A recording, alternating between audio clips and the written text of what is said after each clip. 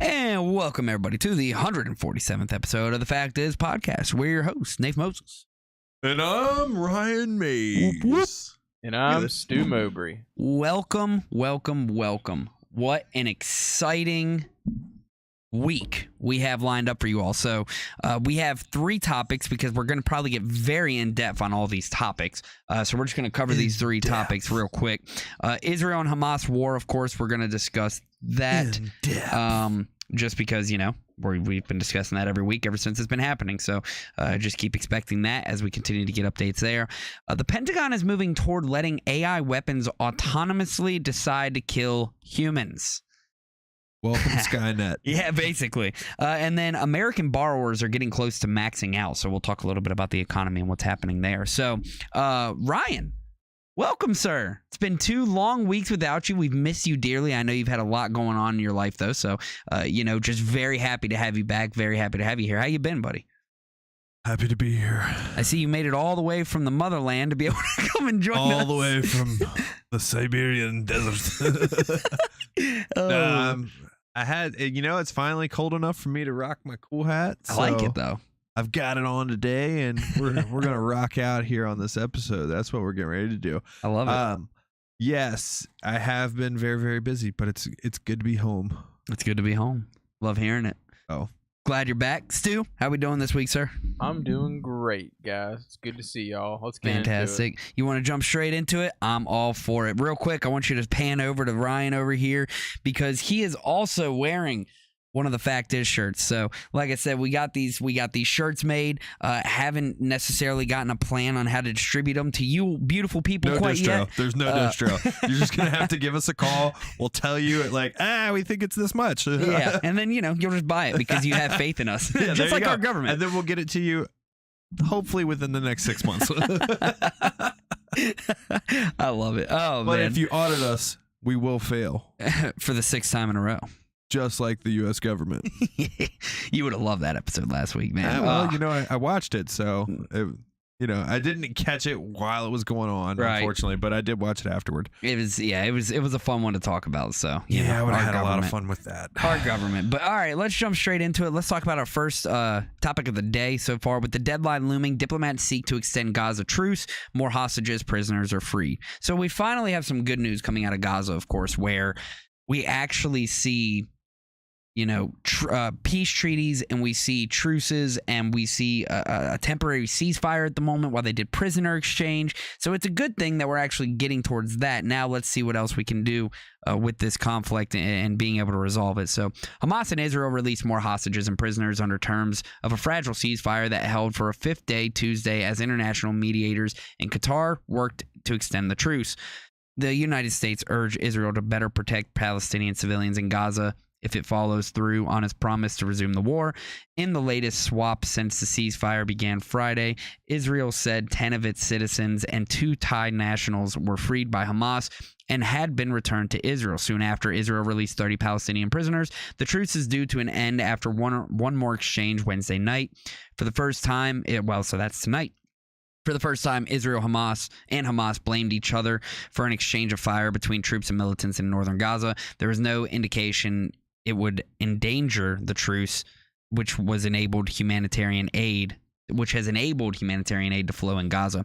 CIA Director William Burns and David Barnea, who heads Israel's Mossad intelligence agency, were in Qatar, a key mediator with Hamas, to discuss extending the ceasefire and releasing more hostages. A diplomat said on condition of anonymity. Because of the sensitivity of the talks, U.S. Secretary of State Anthony Blinken was set to visit the region this week. Israel has vowed to resume the war to end Hamas' 16-year rule in Gaza and crush its military capabilities once it's clear that no more hostages will be freed under the deal. That would almost certainly require expanding its ground offensive from northern Gaza to the south, where most of Gaza's population of 2.3 million is now crowded. It's unclear where they would go if Israel does so, as Egypt has refused to accept refugees and Israel has sealed its border. I wonder why Egypt's refusing to accept refugees. It's kind of an interesting thought there. The Biden administration told Israel it must avoid significant further displacement of the mass casualties among Palestinian civilians if it resumes its offensive, and that it must operate with more precision in southern Gaza than it has in the north, according to the U.S. officials. Hamas and other militants still hold about 160 hostages of the 240 seized in their October 7th assault into southern Israel that ignited the war. Israel has said it is willing to extend the ceasefire by 1 day for every 10 additional hostages that Hamas releases, according to the deal brokered by Qatar, Egypt, and the U.S. But Hamas is expected to make a much higher demand for the release of captive Israel soldiers, so hostages and prisoners released. The latest group of Israeli hostages freed from Gaza, 9 women and 17-year-old, was flown to hospitals in Israel. The Israeli military said the hostages were handed over on a street crowded with cheering people. AP video showed the 17-year-old girl could be seen walking alongside Hamas militants to a waiting Red Cross Jeep with her small white-haired dog named Bella.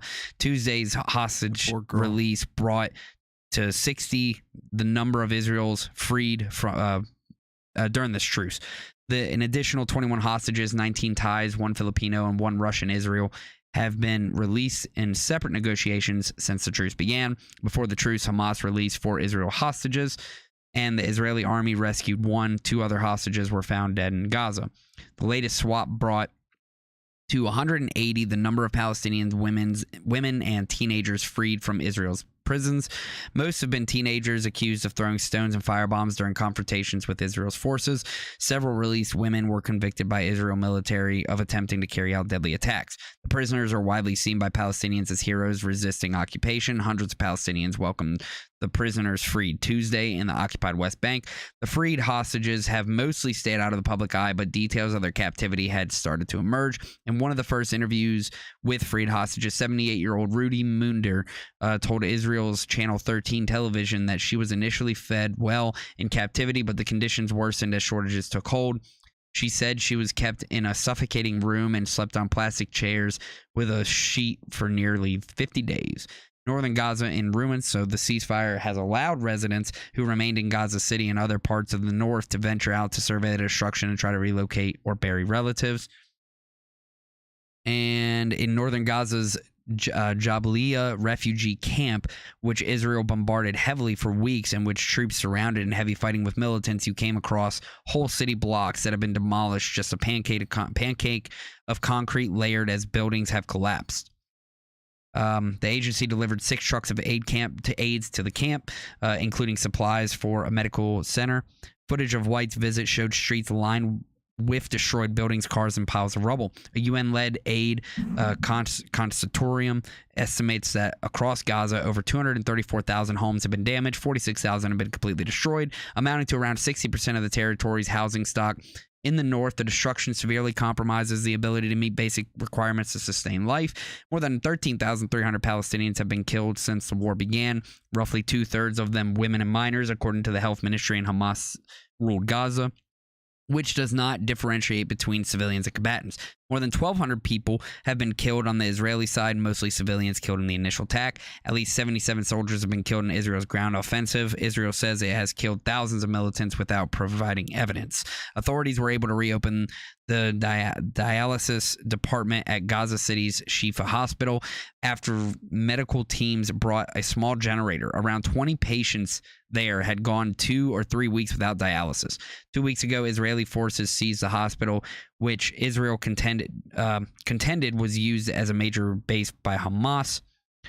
Fears for the south. So Israel's bombardments and ground offensive have displaced more than 1.8 million people, nearly 80% of Gaza's population, and most have sought refuge in the south. On Tuesday, Han Taya returned to her destroyed home in the central town of Johor al-Dik, searching for any belongings. So the ceasefire has allowed increased aid delivered by 160 to 200 trucks a day into Gaza, bringing desperately needed food, water, medicine, as well as fuel for homes, hospitals, and water treatment plants. Still, it is left less than half what Gaza is importing before the fighting. Juliet Toma, a spokesperson for the UN Agency of Palestinian Refugees, said people come to shelters asking for heavy clothes, mattresses, blankets, and there are some sleeping in damaged vehicles. The needs are overwhelming. They lost everything and they need everything, said by the Associated Press. White House National Security Advisor Jake Sullivan said Tuesday that the U.S. has airlifted over 27 tons of Gaza-bound medical items and food aid to a staging area in Egypt. 2 more airlifts are planned in the coming days. Keith and Jeffrey reported from Cairo. Associated Press writers Amer Madhani and Zeke Miller in Washington, Sami Magdi in Cairo, and Tia Goldenberg in Tel Aviv, Isabel Debris in Jerusalem, and John Gambrel in Dubai. United Arab Emirates contributed to this report. So multiple people contributing to the report. A lot of things happening there. A lot of damage. And it's completely saddening to see that, they're releasing these prisoners and you're seeing 17-year-olds get released. You're seeing children and women and just civilians of war. And again, it's a very sad thing to see, being that all these people got displaced because of the violence, because of the war. So I just want to kind of hear your guys' overall thoughts on this. So Ryan, we'll start with you. War's ugly, man. War is ugly. War is ugly.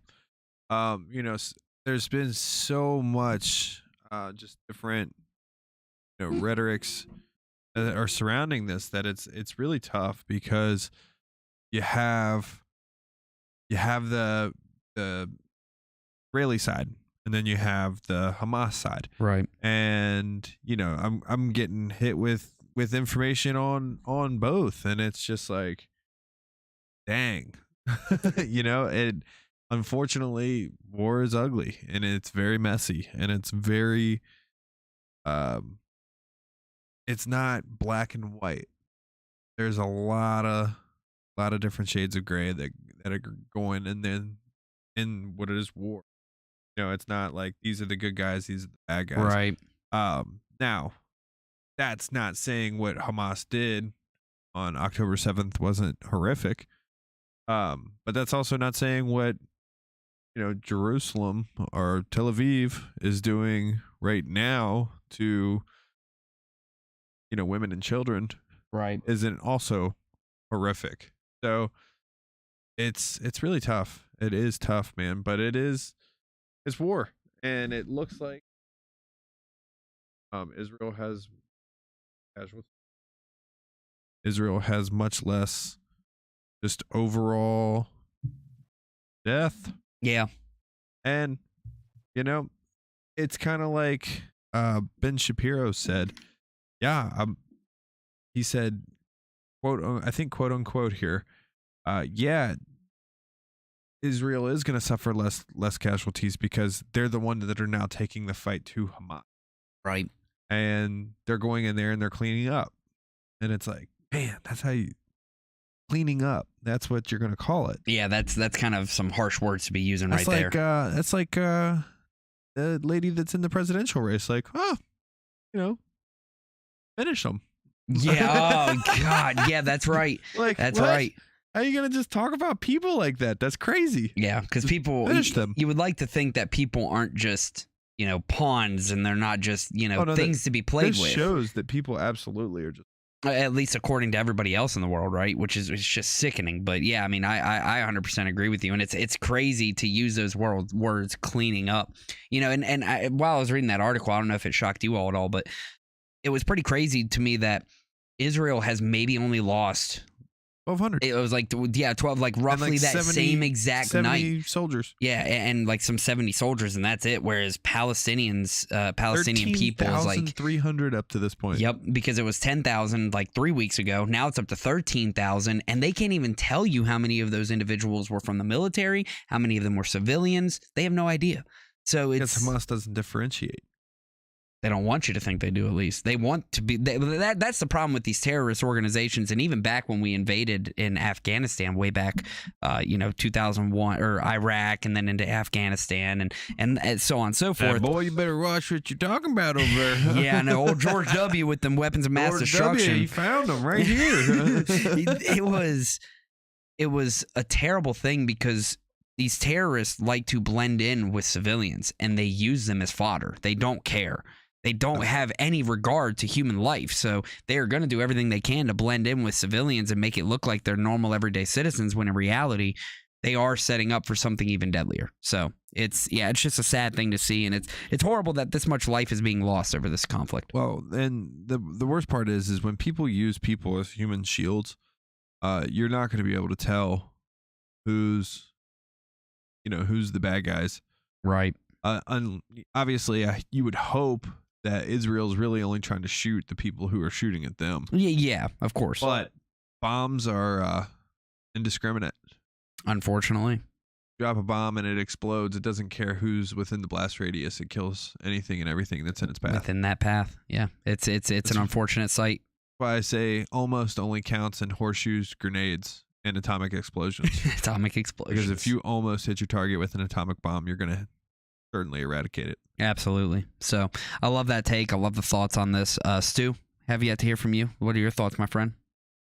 Yeah, I'll just start with saying that it's a good thing now that we have some sort of ceasefire, which I know it's only temporary, but I mean, it seems to be going in the right direction and a change from just the ongoing slaughter that's been happening. So I'm happy to see that hostages are being released. Right. That's a thing to applaud. I try to look at the week after week we've talked about the negatives and stuff, so I'm trying to pick out some positives that we can talk about. And it's tough. So it's good that these hostages are getting released. I hope all of them get released. I hope the ceasefire continues.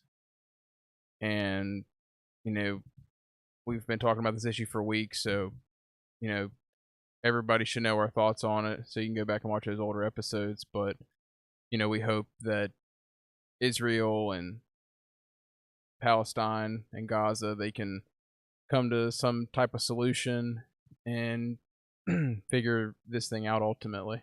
Yeah, I 100% agree. And hopefully that solution is getting rid of terrorist organizations and not killing. That would be absolutely, because again, nobody wants to see women and children, like especially women and children. Men have fought their entire lives and they've continued with bloodshed, and it's just a sad thing, to see that when it affects, again, it's civilians in general. Innocence, exactly. Innocent people, and whatever the conflict is. And that's what you like. The collateral, I guess, is the I guess it's the way to say it. Yeah, the collateral that happens there, the collateral that affects the civilians. Yeah, it's yeah. Man, could you imagine being that 17-year-old though? Getting released, having your dog, and hold on, think about this, man. People go in America all the time to think because works hard. Think about that. You're 17 years old.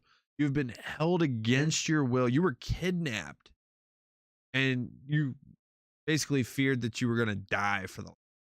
Yeah, and you all of a sudden have found yourself able to get out of this situation. And then you got to see the light of day, and then they pushed you across a crowded street. At 17 years old, what do you think that person's going to be like later in life? I can only imagine the kind of trauma she's going to carry with her for the rest of her life. Holy smokes, and how it'll affect her future. It just takes a strong individual to be able to fight that mindset and to be able to try to find habits and develop ways of getting around that. I can't. Holy crap, man. Yeah, I know it. I know just from discussions with other people what it's like to have nightmares being just a part of your everyday career or what you do there. Whether you're law enforcement, military, what have you. I can't imagine what it'd be like for, again, somebody who's 17 and going through this kind of life-changing experience. That is scary to think about. And that's about, just the thing too. Like, after all this is said and done, whenever that point is, because it has to come to an end at some point. How can both of these sides just go back to a normal life? Yeah, I mean, unfortunately it's happened throughout history. Unfortunately, yeah. You think about it, how did Russia go back to being just a normal country after the Bolshevik? Right. How did America go to being a normal country after the American Revolution? Yep. It takes a lot How of did time. America go back to being a normal country after this? Like, how has Afghanistan, Yeah. Iraq, or I guess that's never really normal. Yeah. nothing? It can't be. Life changes, Like- but you just learn to adapt to it. Yeah, I mean, you just learn to adapt to, FUS.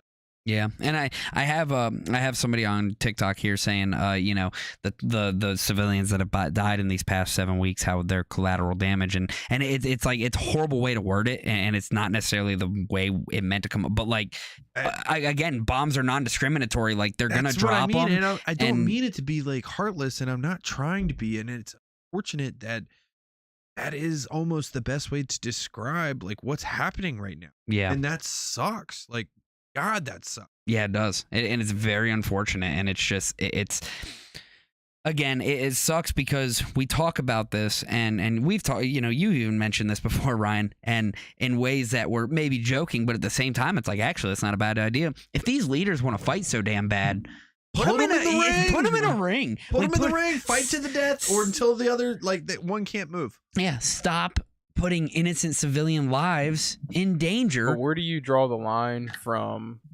collateral to just an all-out war crime and just killing innocent civilians and bombing just because? Right. That is a great question, Stu.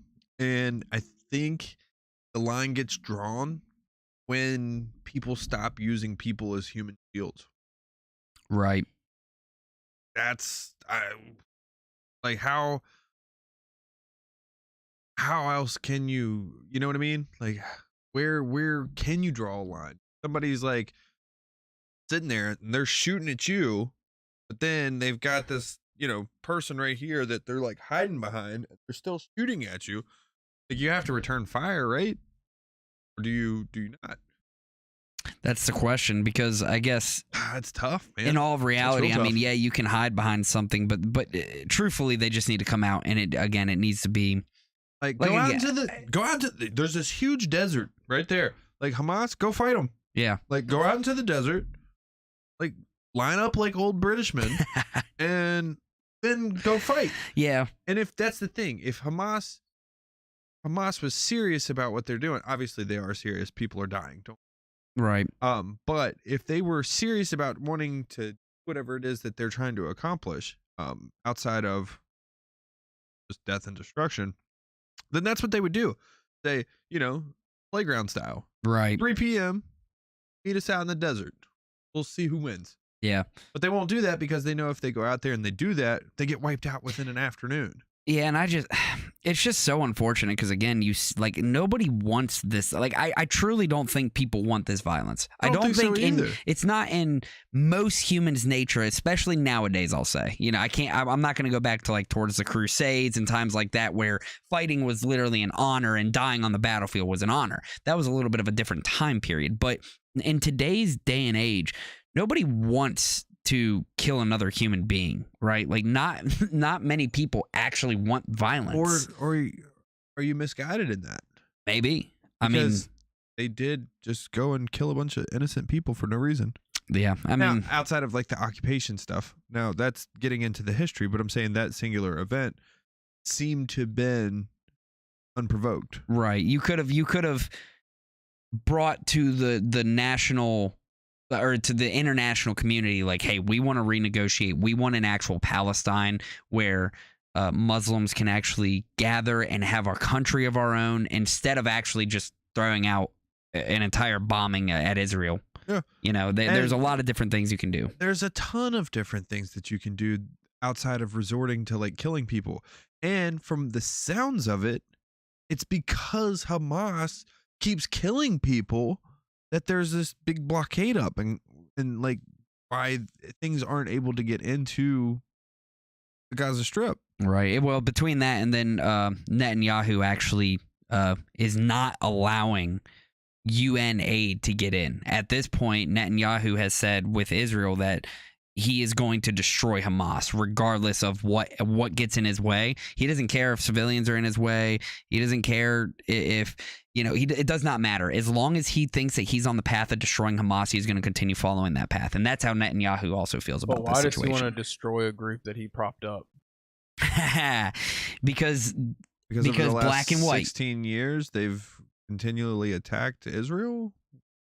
But Netanyahu, so there's a lot of history, and we actually covered this in one of the last few episodes, but like Netanyahu has actually been part of why Hamas has been propped up. I'm not disagreeing with that. So like he, kind of like anything, right? They'll sit there, they'll provoke somebody to do something. Once they finally poke the bear, then they're like, okay, now I can come all out at you. Like, it's just kind of how it's been. Osama bin Laden. Right. So, like, again, nobody's going to justify what Osama bin Laden did, but we provoked him. We've pushed people to hate we put the U.S. weapons in his hands back in the 80s. Exactly. So we do that stuff. We provoke, and then when they actually decide to poke the bear, boom, here we come full force. I'm going to put this gun right here on this table. Don't hit me with it. And then I'm going to go mess with your country. Yeah. If you shoot me with that gun, the rest of your country gets it. Basically. And also, too, Palestine and Gaza are not free. Israel still controls that area. So it's not like they have a free state or anything. Correct. And there has been, so I was listening to an episode of Rogan with Dave Smith, right? Yeah. Dave Smith. And he was talking about some really good resources. You can go back, study up on the history and whatnot. And there were talks where basically Israel said they were getting to a point where they were saying, okay, Gaza or Palestinians, you all can own this 44% of this. And, you still they have to pay taxes. They have to do a lot. And they're still technically owned by Israel. But, we're going to let you hold on to this part and call it like, a group, like where you can gather your Muslim people, but you're still under the control of Israel. And there was just so many negotiations where that wasn't what they wanted because, again, Muslims want their own country called Palestine. How do you split it up? I have no idea. Again, this is history that's way too much for me, way over my head. I don't even think, again, America should be involved because it's so deep-rooted. I think it should be a roll of the dice. Yeah, I mean, it's... I don't know. I don't know where it goes from here, but... Rap battle. So you could throw out the better lyrics. And and I hope people don't take offense to like what I'm doing here. You got to keep it lighthearted, I'm trying to keep it lighthearted because, man, this stuff is depressing to talk about. Well, and it's if like I don't make these little inserts where I can laugh about something when we're talking about this stuff, then it really just it's depressing. Well, you ready for the next thing that's going to make stuff even worse? Oh, show me what's behind door number 2. Let's go behind door number 2 because we're about to talk about how the Pentagon is moving toward letting AI weapons autonomously decide when to kill human beings. So, the deployment of AI-controlled drones that can make autonomous decisions about whether to kill human targets is moving closer to reality. So lethal autonomous weapons that can select targets using AI are being developed by countries including the U.S., China, and Israel. Which, again, what is Israel in the middle of right now? How much worse is it going to be? The use of the so-called killer robots would mark a disturbing development, say critics, handling life and death battlefield decisions to machines with no human input. Several governments are lobbying the UN for a binding resolution restricting the use of AI killer drones, but the U.S. is among a group of nations, which also includes Russia, Australia, and Israel, who are resisting any such move, favoring a non-binding resolution. This is a really, We want Skynet, damn it. Exactly. Where is Arnold?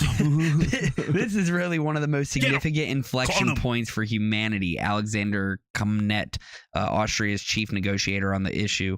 What's the role of human beings in the use of force? It's an absolutely fundamental security issue, a legal issue, and an ethical issue. The Pentagon is working toward deploying swarms of thousands of AI-enabled drones, according to a notice published earlier this year. In a speech in August, U.S. Deputy Secretary of Defense Kathleen Hicks said technology like AI-controlled drone swarms would enable the U.S. to offset China's People's Liberation Army's numerical advantage in weapons and people. We'll counter the PLA's mass with mass of our own, but ours will be harder to plan for, harder to hit, harder to beat. Frank Kendall, the Air Force security, told the Times that AI drones will need to have the capability to make lethal decisions while under human supervision. Individual decisions versus not doing individual decisions is the difference between winning and losing, and you're not going to lose. I don't think people we would be up against would do that, and it would give them a huge advantage if we put the limitation on ourselves. The New Scientist reported in October that AI-controlled drones have already been deployed on the battlefield by Ukraine in its fight against the Russian invasion, though it's unclear if any have taken action resulting in human casualties. The Pentagon did not immediately respond for requests. So, this is interesting. I'll be back. Like it's here. This is terrifying, if you want me to be honest. Like, this is absolutely terrifying. This is the birth of Terminator. I mean, we already don't hold humans accountable for what they do. Like, right, we don't hold the Pentagon accountable for the 6 audits they've failed. We don't hold humans accountable, our own congressional representatives accountable. Who are we going to hold accountable if an AI drone decides to just kill this person and it was a civilian? Who are you going to hold accountable? No one. Exactly. Because you can't. What are you going to do? Shut the AI down? Yeah. There's already no accountability. Hey, AI. So You bad thing, you. now they're just making it to where nobody gets held accountable. I think that's what they want. I mean, I would agree. But you know what's crazy about it is the worst problem about this is that the United States and what the Pentagon is, I guess, saying or not saying, other people we're going to go against aren't going to put those limitations on themselves. That's what's terrifying. Yep. So we're going to unleash our AI versus their AI, and then we're going to see which one is better on the dance floor. Who has the better one. Yep. And hopefully they don't become sentient beings where they're able to make their own decisions and start creating a communication language between themselves, and then all of a sudden it turns on us, literally like they Skynet. Fly in.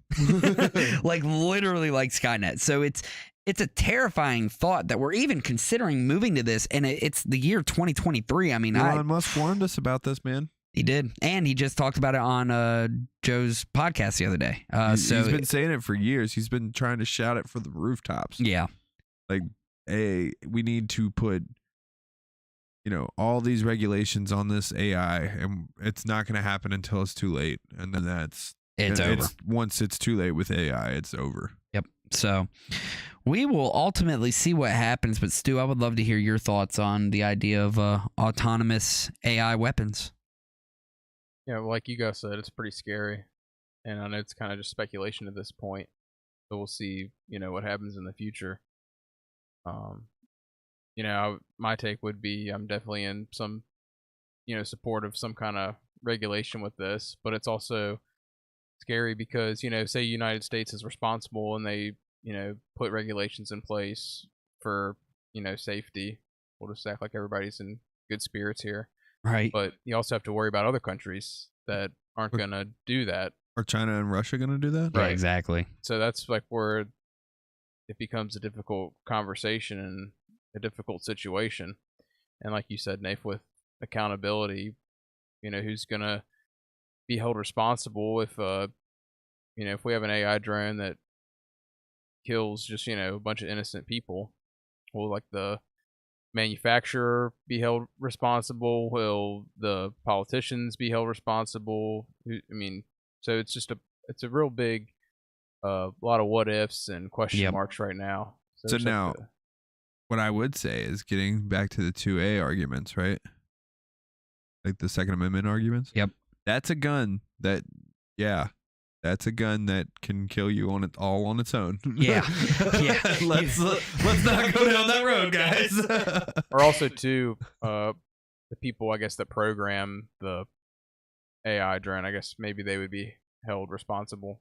Yeah, because theoretically, again, the AI can only act on what is inputted by humans. But again, if it becomes sentient, if it learns, if it has the ability to go above and beyond, and everybody says, it can't do that. Even if it doesn't go sentient, it just learns within the parameters that are given to it. True. Like, go eliminate Chinese threats. Right. Okay, that's a pretty broad statement. Yeah, because so what about the Congress individuals that are sleeping with Chinese spies? And so are you all of a sudden eliminating them? Are you eliminating Chinese Americans? Are you? At what point does it stop? Bingo. Yeah, because you don't know. Because then it starts machine learning, and machine learning happens thousands of times faster than human learning. Yeah, and that could literally be just, anything. Like eliminate all people that went to Harvard, eliminate all people, it doesn't matter. Like unless you have very, very specific parameters, this thing will get out of control very quickly. And that's the thing is like how even within specific parameters, how specific? Right. And then how detailed. And how detailed are the instructions you're giving this AI? Right.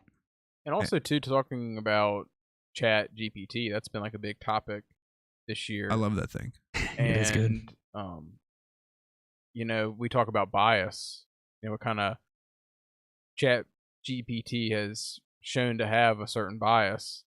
So will these AI drones and machinery, are they gonna, have a certain bias behind their programming? Because the inputter has a certain kind of bias, because we are humans. We all have a bias. It's just how we're programmed. It's how it's life.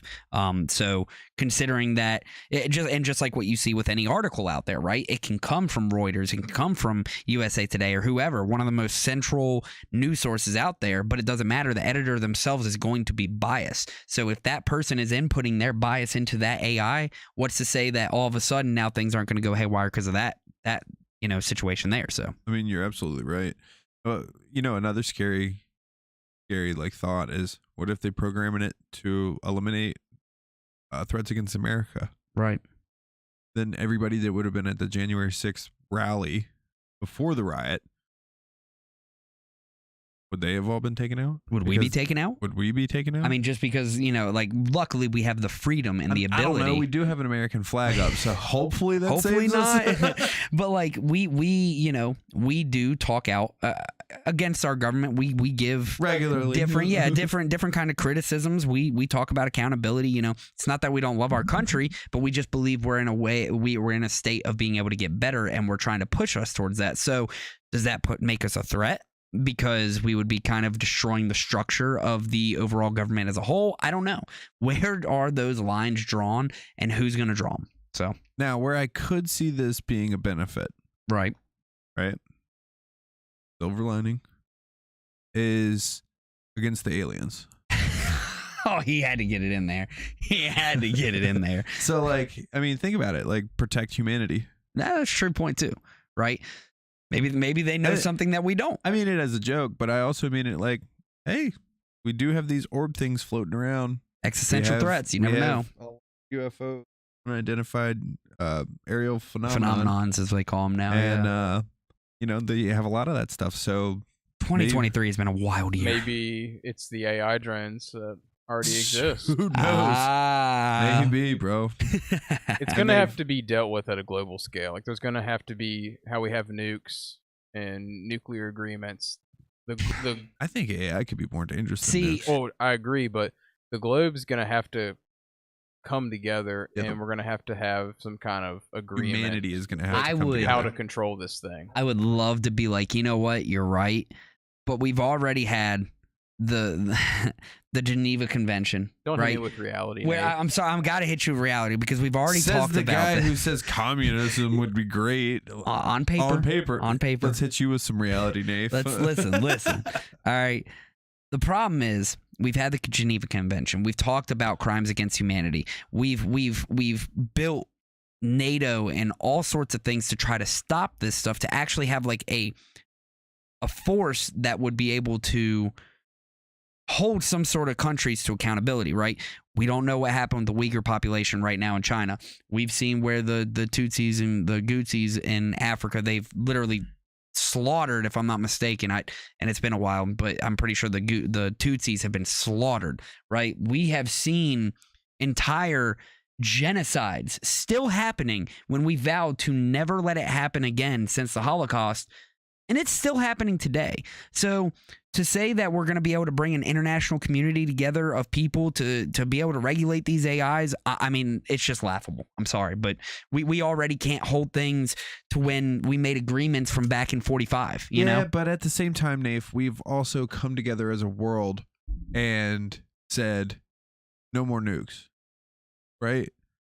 And there haven't been nuclear weapons that have been deployed on a human population since 1945. So far, which is a good thing. Since 1945. So we've done a really good job with that. With some things, yes. So like, I get what you're saying about these crimes against humanity and things like that. But when you're talking about something that is an existential threat, right? We've done pretty good at keeping those things in check. Yeah, and I agree. Yeah, I agree with that.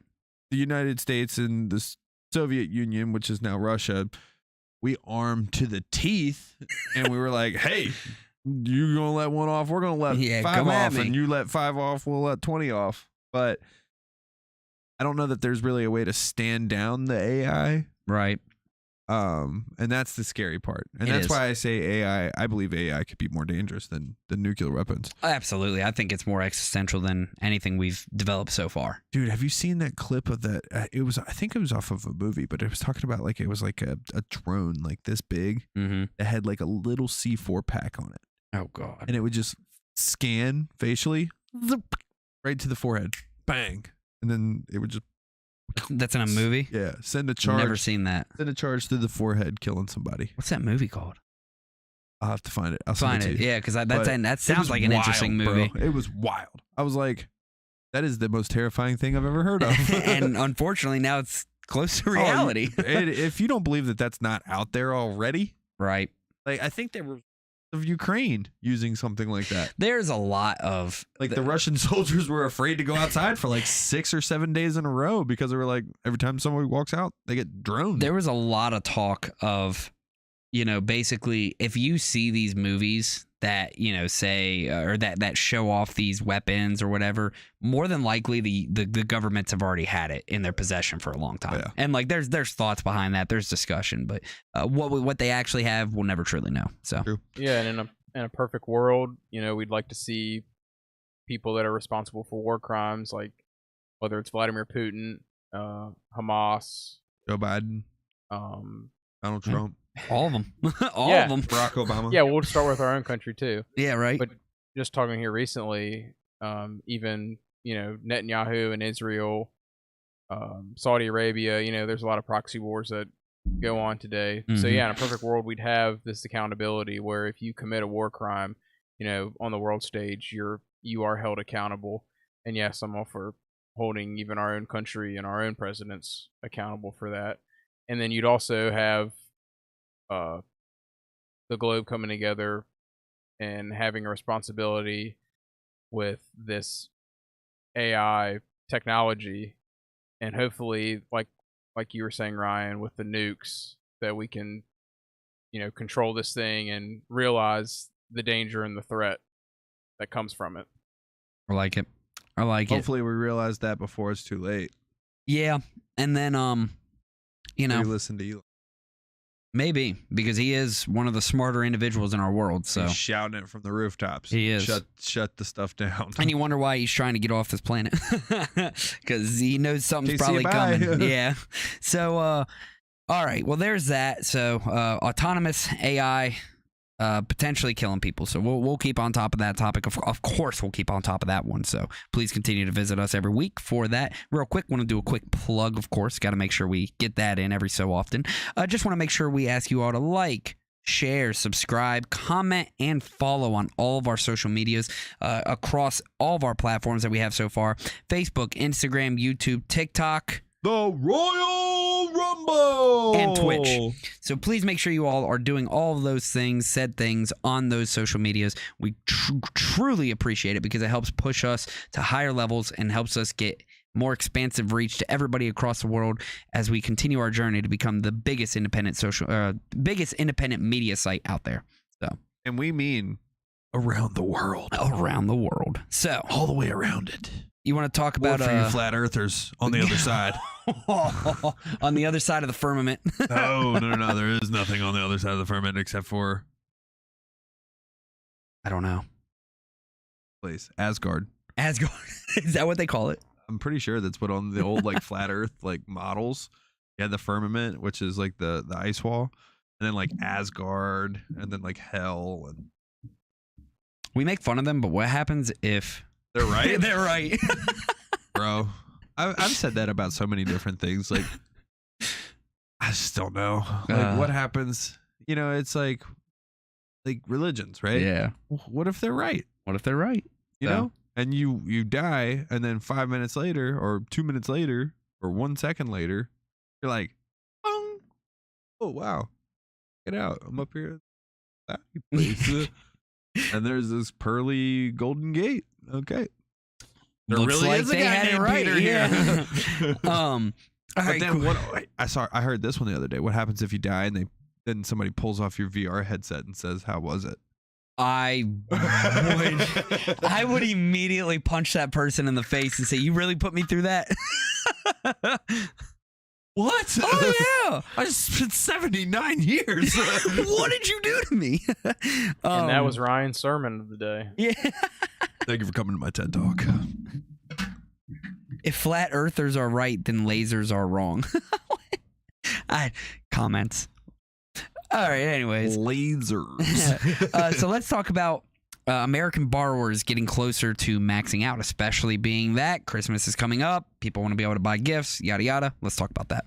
A happy holiday shopping season might not end up being an especially cheery time for lenders. Card loans are still growing on average, rising 1.6 in October over September across 5 big U.S. card lenders versus a seasonally typical 0.7 increase, according to tracking of the latest monthly data by an analysis by Goldman Sachs. The trend suggests that consumers still are willing to be able to use their cards, portending well for retailers. U.S. retail shows slowed in October, but by less than feared, and we're still at an overall solid level. Some retail stocks have jumped recently on hopes for holiday shopping. But as far as people paying back those loans, the data so far is less compelling. The average rate of 30-day plus delinquency across the 5 big lenders jumped 0.16 percentage point from September to October, above the typical seasonal jump to 0.06 according to Goldman's tracking. Net charge-offs jumped 0.77 point on average, compared with 0.18 point typical rise. So there's a little chart there looking at performance of credit cards across average across the 5 major lenders. What all of this highlights is that some American spending habits might not be sustainable, at least when it comes to their cards. Some people might be starting to consume more of their available credit from month to month and could hit a wall once those lines are exhausted. A recent note published by the Federal Reserve Bank of Boston found that as of July, consumers with the annual household income of less than $50,000 whose accounts were delinquent were on average utilizing 80 to 90% of their available credit. Oh my God. Yeah, I couldn't imagine. This leaves those consumers with a very small amount of credit left on their accounts to cushion against deterioration of their financial situation. According to the paper, across all cardholder income groups as of July, average utilization rates, the ratio of outstanding credit card account balance to the account's credit limit were above February 2020 levels. Keep in mind, too, that many banks are ratcheting back the credit they are willing to offer. The Fed's latest senior loan officer opinion survey for the third quarter found significant net shares of banks reported tightening lending standards for credit card and other consumer loans. The Boston Fed Review noted that the average card credit limit adjusted for inflation was below the level in early 2020. Of course, many consumers still retain savings cushions, which will help support spending, but one factor threatening to eat away at the buffer could be eventual pay downs of lingering debts. Notably, the rate at which card companies have collected on charged-off loans has recently been below historical norms. Goldman's tracking showed that as of the third quarter, 5 of the big card lenders on average have recovered about 18% of their gross charge-offs versus a roughly 23% of the 10-year norm. It isn't that the lenders are being generous, rather because delinquencies have accelerated sharply. Card lenders are just starting to catch up, so some consumers might be facing stepped-up collections just as their student loan payments are resuming. The silver lining from a macroeconomic perspective, as the challenges could be fairly concentrated within certain subsets of consumers, such as those with lower incomes and student loan debts.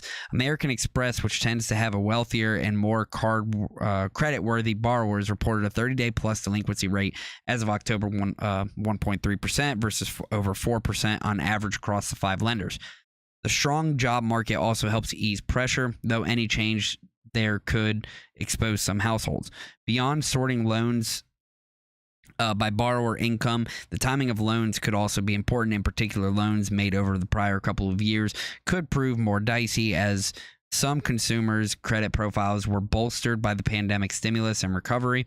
We're getting closer to the peak of the massive 2022 vintage of credit, which was a period when several underwriters apparently loosened standards, all of which implies that a bottom for consumer credit is potentially still ahead of us. S&P 500 consumers finance firms are trading at roughly 10 times forward earnings versus a 10-year average closer to 12. But investors should be wary about jumping into these stocks simply because consumers are acting all jolly. So a lot to think about. I'm just going to say this. If you are having to utilize like 80 to 90% of your credit, I am not how you live it. Yeah, I am not a financial expert, but I would highly suggest taking the Dave Ramsey approach, which is eliminate your debt and don't continue to spend money you don't have. I mean, it's kind of as simple as that, right? Like, live within your means. Don't overconsume. We are in a materialistic society right now where consuming and having all the newest stuff is the best thing ever. Find peace in your lifestyle, and if you want to be able to afford more, try to find a way to supplement your income and find multiple streams of income, or how may you. But yeah, just try not to use 80 to 90% of your credit. That is dangerous. Unless you can pay it off like that. I mean, then you're just building your credit, but either way. No, you're not. I mean, if you just like use your credit card and then pay it all off, absolutely. If you do 80, 90% and it hits your statement, like, I can max a card out, but if it's statements, right? If it hits the statement and you show an 80 or a 90% utilization on that card, it hurts your credit terribly. And it doesn't matter if you pay it off in full the next month. It still hits your credit. You need to pay it off the day it even hits that credit card, immediately. Don't wait. If you're going to put a large payment on, or like a 80 or 90% utilization of your card, the only reason that you would do that is to get the points. Yeah. Or get the rewards. Absolutely. So that if you have say your credit limit is $500 and you're going to put a $400 charge on that. Well, you want to get the points or get the cash back on your $400. You have $400 sitting in your savings account. You pay it on the card, and then you go and immediately pay it off. So it does not hit your statement. Now, really, truthfully, a healthy utilization is like less than 10%. Yeah. 30% is going to report well for you on credit, but if you can keep all your utilization down below 10%, then you're going to be doing okay. Because that's what I did when I was going through college.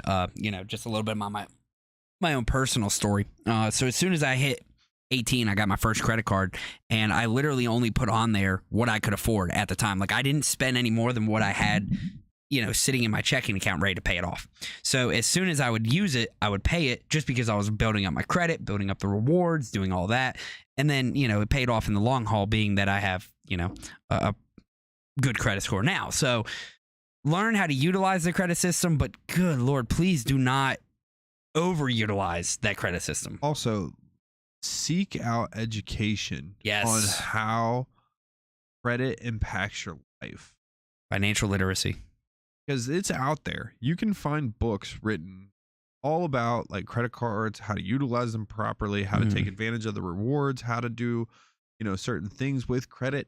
Like, you can do that. You can find that stuff out there. Audible has a ton of books. If you're not a reader, okay, cool. Listen to the books.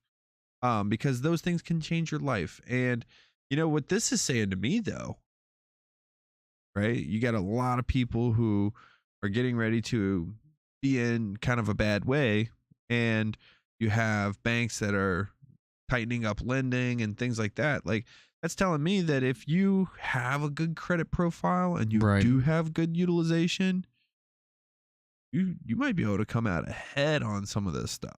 Oh yeah, absolutely. Really, truthfully. Yeah. So learn how to use the credit system. Just don't let it abuse you. Learn how to control it. Yes, learn how to control it and abuse it, but don't let it abuse you. But don't let it abuse you. Absolutely. So love that thought. Love that thought. Stu, any thoughts on this?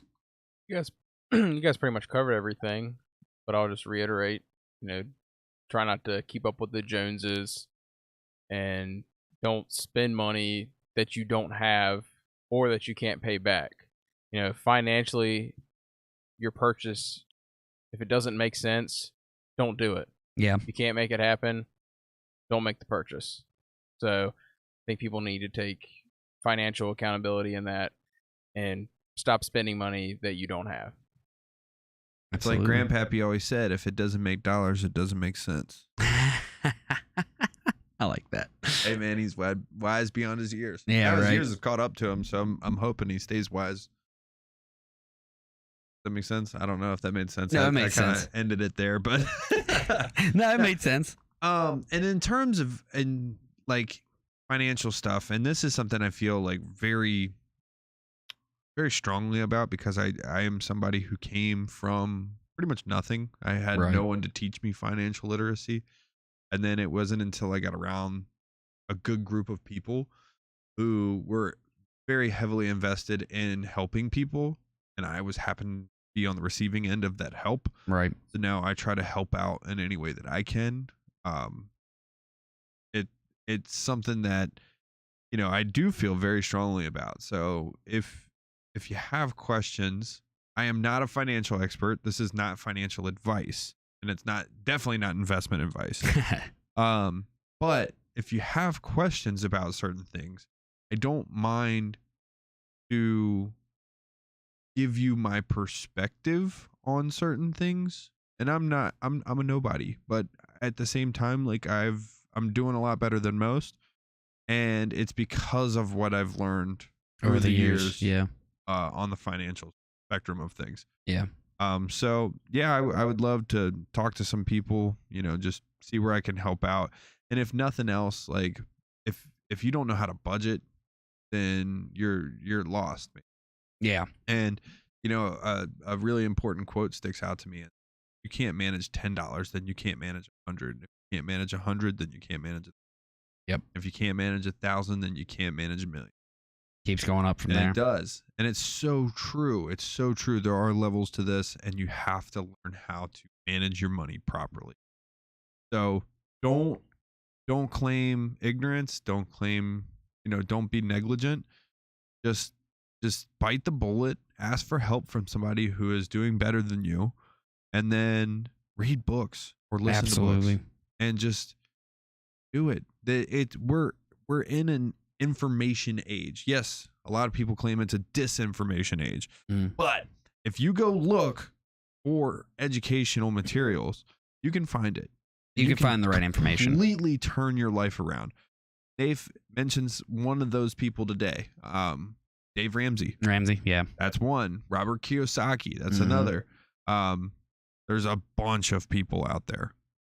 And listen to them all and then formulate your own plan that is going to work best for you and your finances. Claw your way out of cyclical can't put together words here tonight. I guess I'm tired, but like the poverty cycle. Right. Just get yourself out of that. And don't be afraid. I will say there's a lot of small business owners that are willing to sit down and talk with you. There's a lot of people out there that you can network with that will have these conversations. You just have to have the ability to be able to go out and carry these conversations and show that you're interested and those kind of discussions. So please make sure that you all are going out doing those kind of things. I know a lot of people who have done it. I myself have reached out to small business owners before, talked to them, of course, and kind of gotten their opinions and their advice and how they've done what they've done. So I highly suggest that people just go out there, venture out, network, and be able to expand your thoughts and look at those who are doing things successfully, because then you can learn from them. So yeah, it's a great thought. Yeah. If somebody is where you want to be, then do what they're doing. Absolutely. That's the easiest way. Monkey see, monkey do. Yep. So great thoughts there. Anything else before we close out this episode, gentlemen? This was a nice, good one. Right to the facts and right to what we needed to hit. I'm ready for the Galactic Federation to come down so I can start making money on a galactic scale. Exactly. That's what I'm talking about. That's what I'm talking about. Get on them galactic. Forget all this Earth stuff, man. I want to get on that galactic stuff. You got any of them space coins? I have Imperial credits. I love it. I got some of that Earth money. Got Earth money. Yeah, Terra is not worth anything up here. I love it. It's like ant food. Stu, any thoughts on this, man? No, I think we covered it all. Cool. Well, with all that being said, I want to say thank you to everybody who came out to this episode tonight, everybody who engaged with us a little bit across all of our platforms. All the real MVPs. Yeah, absolutely. Just want to run through it again, all of our socials. We need to make sure that we're liking, commenting, sharing, subscribing, and following on all of our social medias. That would be Facebook, Instagram, YouTube, TikTok, The Royal Rumble, and Twitch. So please make sure you all are following us on all of those sites because that helps us drastically, gets our name out there, gets us more influence and spread to everybody to be able to bring them together for this podcast. Because ultimately what we do here is we like to share our information and we like to share it with people that you disagree with, but also those that you agree with, because ultimately we have more in common than what we don't. So please make sure you share this with anyone and everyone. Real quick, want to say thank you to a couple people. Military personnel, active duty and retired, thank you so much. Law enforcement, fire and rescue, doctors, nurses, paramedics, hospital staff, farmers, those in American manufacturing, bringing back a strong American foundation, those in social work, taking care of U.S. citizens, especially those who are in mental health crisis, thank you so much. And last but not least, ethical congressional representatives. They don't exist. If they do. They don't exist. So real quick, let's go ahead and close it out, gentlemen. Last thoughts, Ryan. Take care of your money. Take care of your family. Let's all come together and unite on the front of we don't need AI-controlled robots killing us. Absolutely. And love your neighbor. Love it. Stu. Yeah. I just want to use this time to tell people that they should go and do their own research on the Israel and Gaza and Palestine topic, because I mean that is the number one story today. Mm-hmm. So I think everybody needs, to do themselves a favor and just 100 years ago up to now, just look at the history and what's been happening over in the Middle East. And because like we've said, it's not black and white. So I think everybody needs to go read up on that, listen to podcasts, listen to different perspectives of what has happened over there so that we have a full picture and not just a one-sided picture. But ultimately, what we believe here is we have more in common than we don't.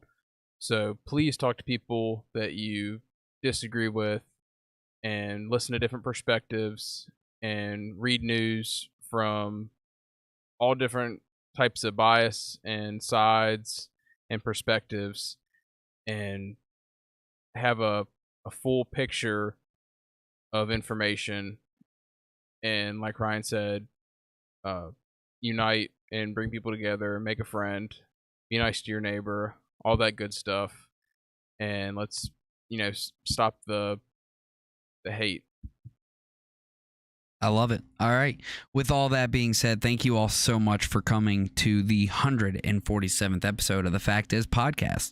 We are our hosts, Nate Moses. And I'm Ryan Mays. And Stu Mowbray. And we will see you all next week for episode 148, 8 p.m. Eastern, every Wednesday. Thank you all